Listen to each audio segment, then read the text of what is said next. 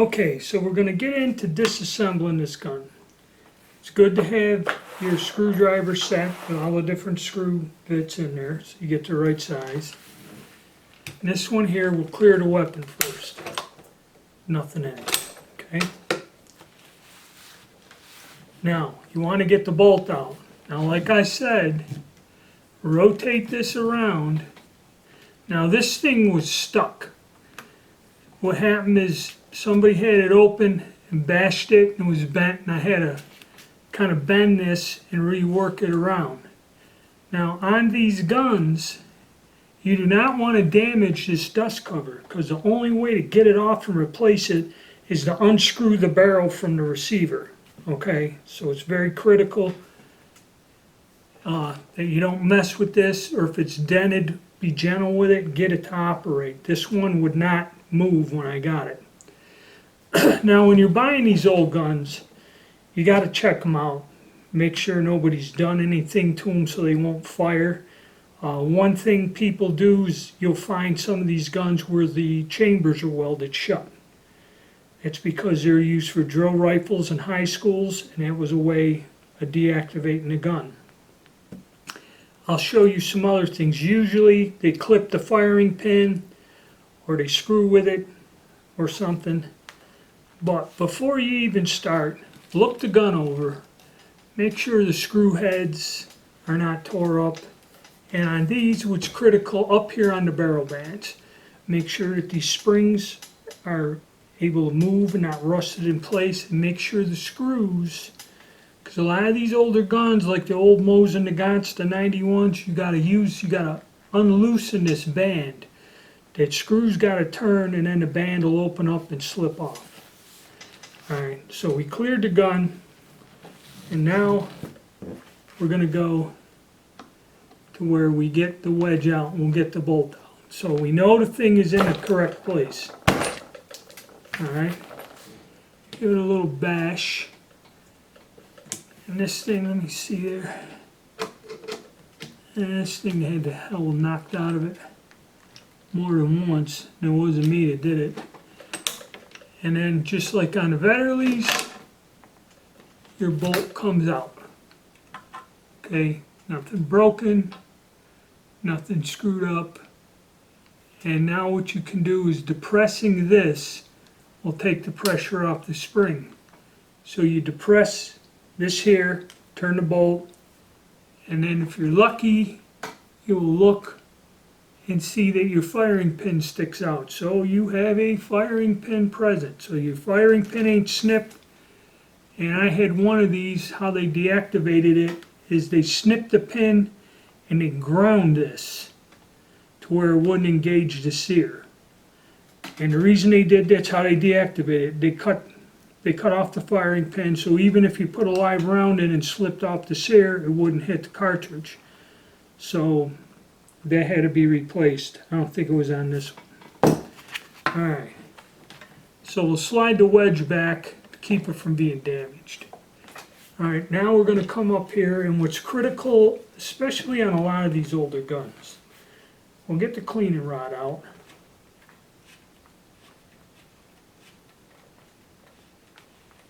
This is neither here nor there. I know a lot of people don't believe the gun is complete without the cleaning rod. To me, one way or the other, it doesn't matter. If they have them, great. If they don't have them, well, I ain't going to go out and spend $80, $90 for a damn cleaning rod. You know, that's your choice. Now, this particular gun, again, like I said, you have a screw which will open up the barrel band. So you want to check the threads on there, make sure you got the proper screw, and you back that off and it opens this band up. I still got some more to go.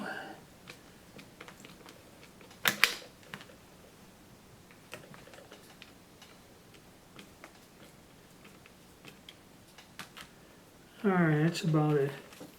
And also your band springs. Make sure you oil them, check them, and then get this off there. And I like laying it so I know pick this up, slide it on that way. Now, why this is critical about these guns, if you study these weapons, okay, and especially these older ones, when they sporterize them and cut down the stock and that, the way this gun is designed, okay, you'll see that the only thing holding this in the receiver, okay, is this friggin' barrel band. Alright, as you see how this works, this particular gun, these early ones. There's that notch on there, which goes down into the metal, which is secured here in the stock. So what I am trying to tell you is, these are the early ones. The other ones are a little bit different, the later model ones, and we'll go over that when we get into tearing them down. But that's it. So if you screw with the barrel band and the spring and the stock, cut the damn stock down, when you fire this gun, the barrel band is one of the securing points holding this whole thing together. This gun could come loose on you while you're shooting it. Alright?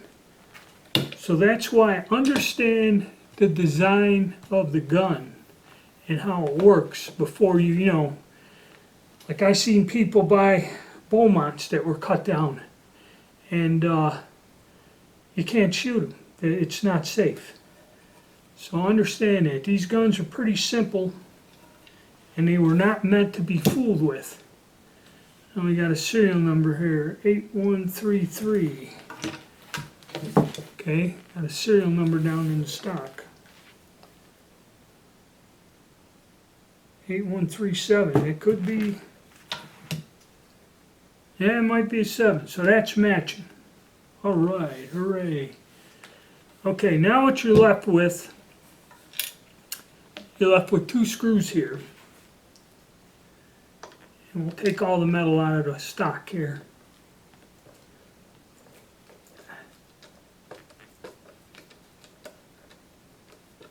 See, like I said, I had one of these that the spring was missing, and I think it's the other one.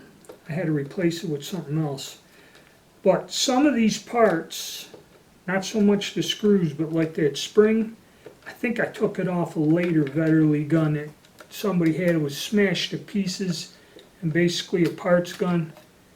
And I did some work for the guy and he let me take them barrel band springs out of the stock. And that's how I got it to where I repaired the other one. One of these needed a lot more repairs than the other. Let me get these screws out. Alright, there's one screw. This other one kind of wants to be a pain right in the ass. Now come out. Let me see if I can get the... I think that's all of them. Yeah, this has just been in there. Or this may come out in a different way.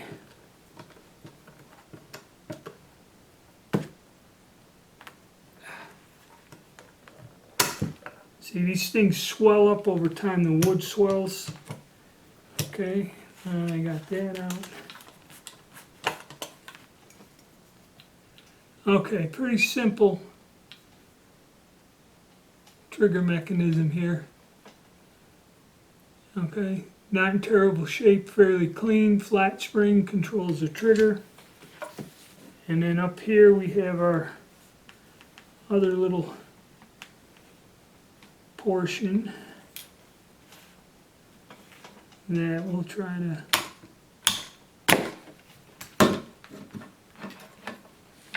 take it out. So everything's in fairly good shape. There's your trigger. And exactly how this thing works, I don't know. Oh, there we go. So when this is forward, this pushes the trigger somehow out of and pushes it down and back. So it's a pretty simple mechanism. That's all that is there, okay? There's your wooden stock. Fairly decent shape. Okay.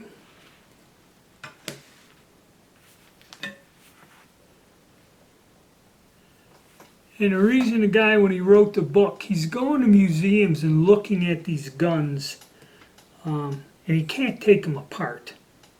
Okay, when you take these guns apart, here's the serial number again, down here below the wood line. And this is what they were in the white. That's how they were issued. Okay, they weren't blued until later on they started bluing them. And there's not a serial number there, but something tells me, hold on a second. Okay, like I said with this sleeve, there's a groove in the stock that holds this part in place. But now that I got this open, if I can slide this forward and rotate my receiver around, again, underneath, here is the serial number. They all match. The serial number in the stock, the serial number here, and on the barrel, and on that band there are all matching. So this gun is matching. Okay. And this one also has like a mint bore. This gun is in very good shape. Okay, this later one. The outside just was, hundreds or so years of crap. So this one's in good shape. So now let's go and I'll do a close-up. This here's all pretty simple. I'll try to get a close-up in here and we'll take this bolt apart. Okay.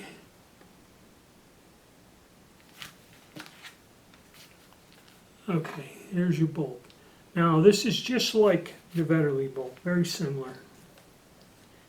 We got it to where the striker spring is not compressed.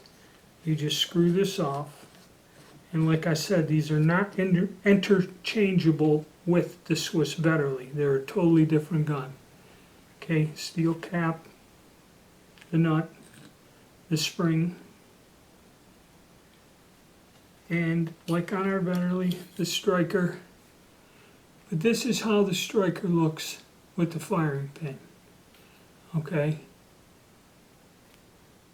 170. I don't know if that matches or not. That's serial numbered. This, if it was serial numbered, doesn't have anything on it. I don't see one on this. Again, very similar to the Swiss Vetterli. 370. Is that what we got? No. So it appears that the bolt parts are mismatched. So we don't have a matching bolt.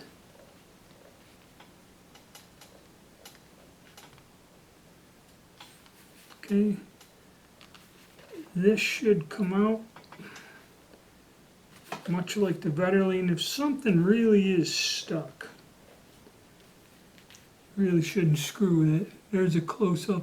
As you see, different than the Vetterli. This is center fire with a solid bolt, and this has a different groove cut in it. That's where that little pin, so when this comes back, that'll kick the case out.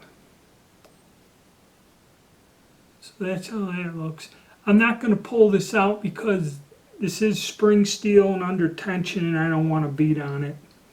I'm going to just leave it alone. But all in all, it's not in terrible shape. Okay. Inspect everything. Even though it's mismatched, I wouldn't worry about it. And our striker firing pin assembly is good. You will not find parts, especially like for this gun. You're not going to find them.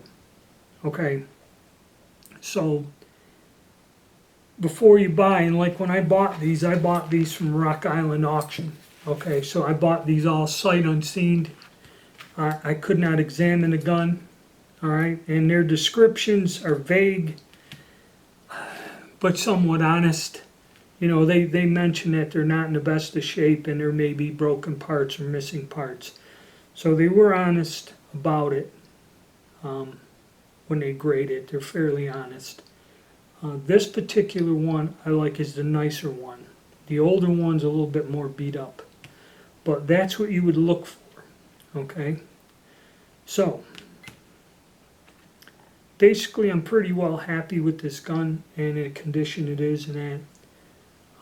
So I'm going to just go and reassemble it, and basically it's simply a matter of reversing it. I'll tell you what, I'll do the bolt first, because that's one thing you guys might have to fool with more than anything. Okay, so like I said, I left that alone. Going to put this back on there.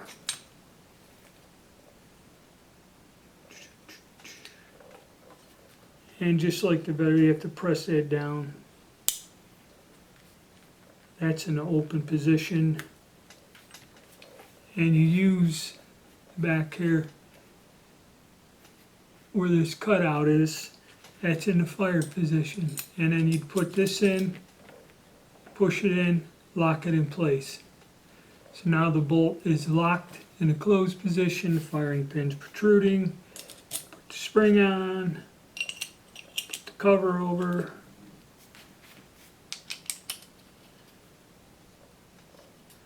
Make sure you catch this right and don't cross thread it.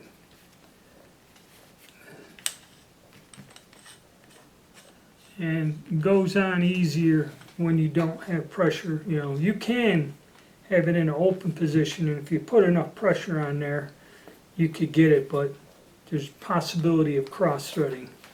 Then again, you would depress this.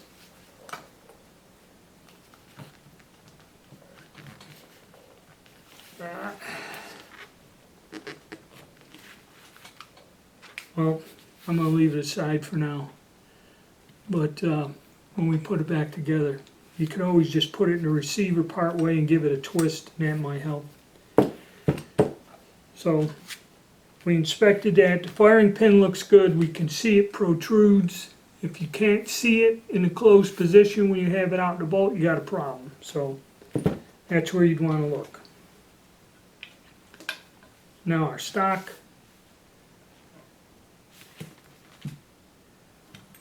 Just a matter of getting this stuff back in. This stuff was fitted pretty tight, which is good, and it was in nice condition. Now what you want to do is this thing has to go in and mate up with the hole there. Okay, you see that ain't going to do it. So you hold it upside down. See the hole down in there. And when you put it in there, it engages. You see the sear is right there. That's where you got it. And you just put your two. Should, because these are kind of tight, you should oil these a little, help loosening them up.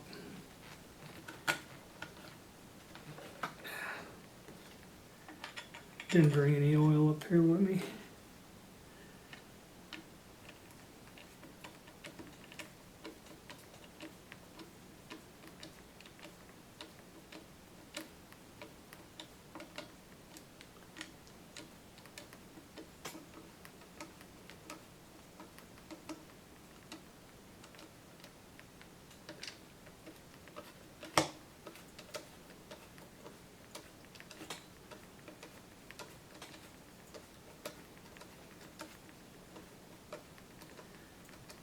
Like I said, finding parts for a lot of these older guns will be tough, because a lot of people, because the value goes up, a lot of people buy these guns that are in parts, pieces. Okay, now when our safety works, we'll check this. Watch the sear. See, it disengages the sear. So, we're good. Now we want to slide this back on here to where it should go, because this lip lines up with that groove in there. And then see, there's your square where this goes down in there, hooks in and latches. Okay, nice, nice.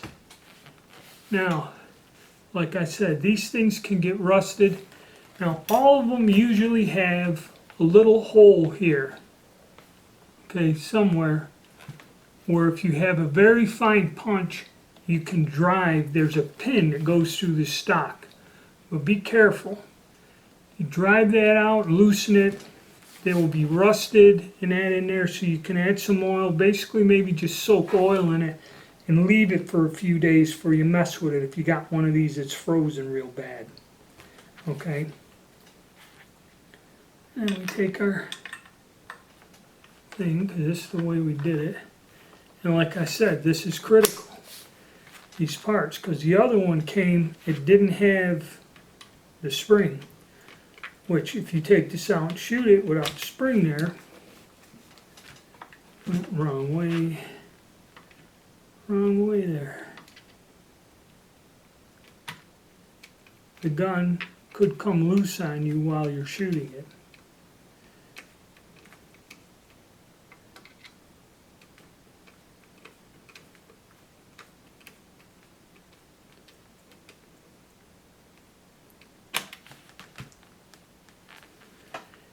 Tighten that to where you get it tight, and you can still move your sling swivel.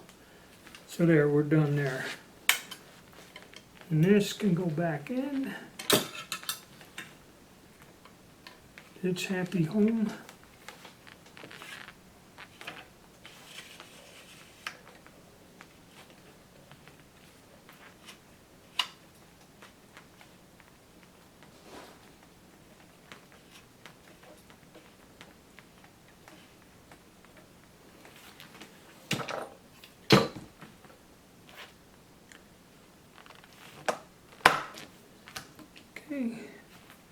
Alright, so you got this in the fired position, so you get it in there somewhat and then turn it. There, okay? And you run it home, and this wedge does play a part in the lockup of the gun. So you'd have to, there, get it to where you get the wedge in.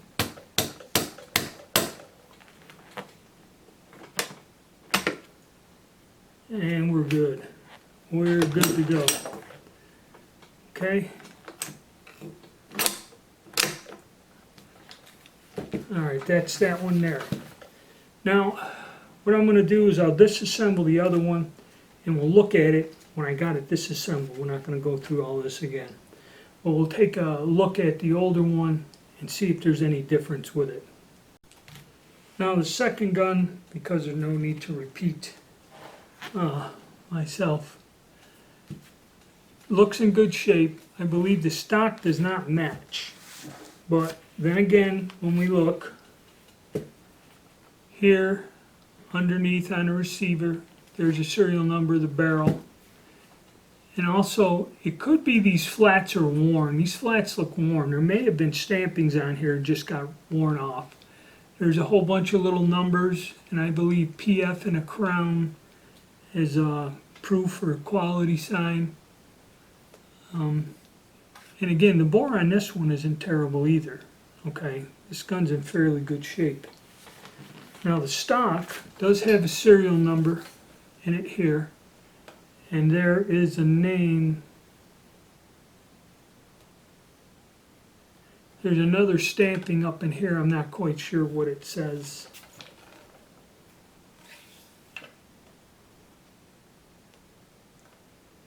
It could be a manufacturer's mark. And again, the stock's in good shape.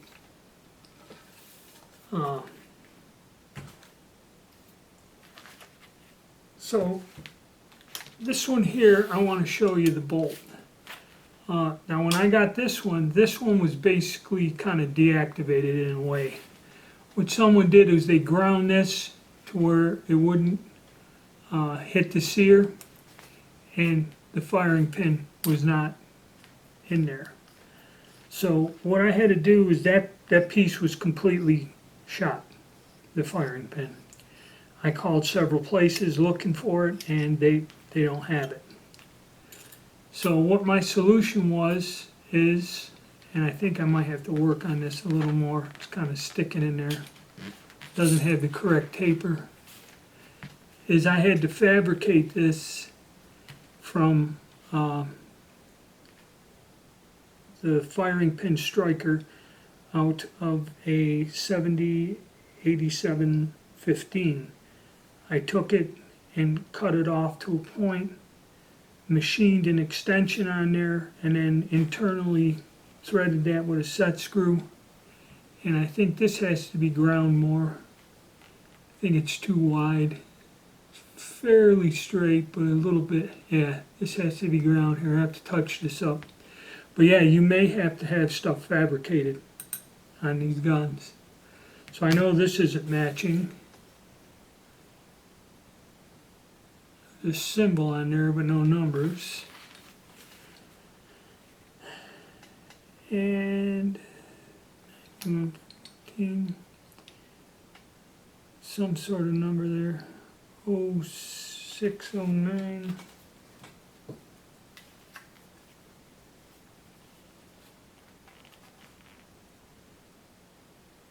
4051.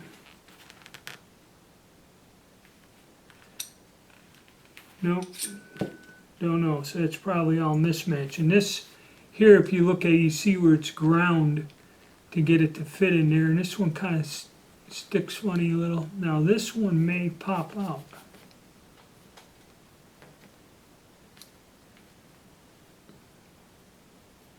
I don't know. Like I said, I don't want to fool with these. If they work and they're free and moving, which this is moving, I'm not going to beat on these or try to get them the hell out of there.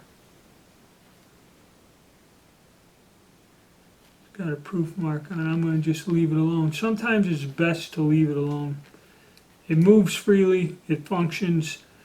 No use in risking, giving it a bash, trying to get it unhooked and out. It's not absolutely necessary. There's sometimes you got to leave things as they are. So that's another thing you got to bear in mind whenever you're getting in with these older guns. You will not find parts. Okay, it's as simple as that. Yeah, that's got to be ground some more. Go in there a bit more freely.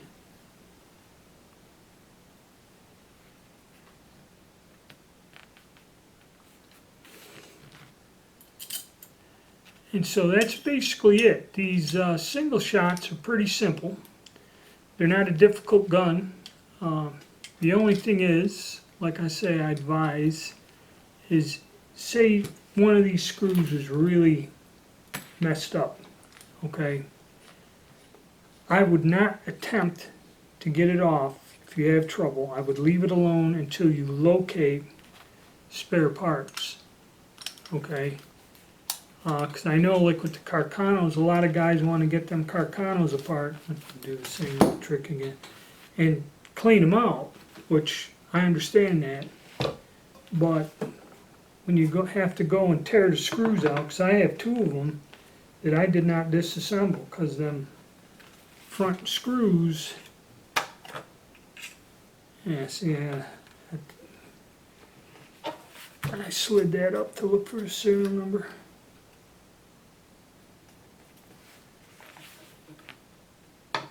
I just didn't take them apart. There we go. All right. Now this one's where I had to replace the spring. And if you notice, it sticks out there a ways. But I can still get this up over it. With a little bit of difficulty. But this one didn't have that on there. So if I went to shoot this, it would eventually slide forward and create a problem. So it is a critical thing on these older guns. The way they're designed, the barrel bands is part of what locks it into the stock. So if you run into a problem with that, you're going to run into a problem with the gun itself. There we go.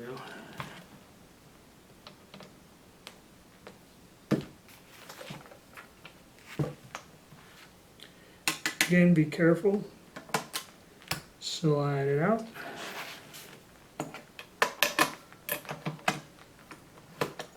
Get it in part way, and then you gotta slide your little wedge back, and there we go. Okay, so that's my assembly, disassembly, and what you gotta kind of check out for shooting this. Make sure you're securing your stock because of this design. You know, if you have a problem, you only got one barrel band and spring. You got a problem there, it's going to be a problem when you try to shoot it. Double check your firing pin, make sure your safety, sear, and everything works. Replacement parts, if necessary, are going to be almost difficult to find. So if you run across one of these and it's missing screws and stuff, I'd pass on it unless you're getting it really, really at a very reasonable price or buying it as a parts gun. Okay? So that's it for the 1870 single shots. I'm going to go on to the carbine, which is a little bit different weapon and more common. You'll run across the carbines more than not. Than these here, these actual 1870 troop specials or the full-size rifle. I have not found a full-size rifle in any condition available in a long time. Okay, and that's another thing, when you buy these, like I buy these in an auction lot, sight unseen, recently from Rock Island I've seen a lot of these TS carbines pop up. Somebody must have bought a bunch of these or had them in a collection and released them into the auction area, because the last one they had, there were several of these TSs. Somebody on the gun broker had one of these in real nice condition. It was like reblued, and they were asking I think $1,200 or $1,300 for it, and they got no bids. So that's another thing. Yeah, they're hard to find, they're kind of rare, but finding somebody to run up and fling over $1,000 at you for one, it's just as rare too. Okay,